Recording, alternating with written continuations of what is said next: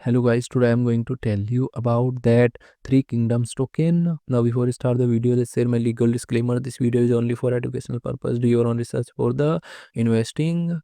According to the website, 3KDS is an IP-driven transmedia entertainment ecosystem designed to bridge Web2 mass users with Web3 ownership, built around original characters inspired by the Three Kingdoms.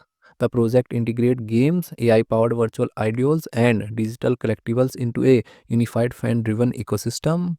The project is backed by a group of strategic investors and partners with experience across Web3 infrastructure, trading and venture investment, including B2EN, Rolling Stone, Consign Gate Labs, Custom Capital, Genesis Ventures, and Seaside Eden, with a strong focus on content quality and sustainable user onboarding. 3KDS aims to convert existing IP fandom into long-term Web3 participation rather than short-term speculation.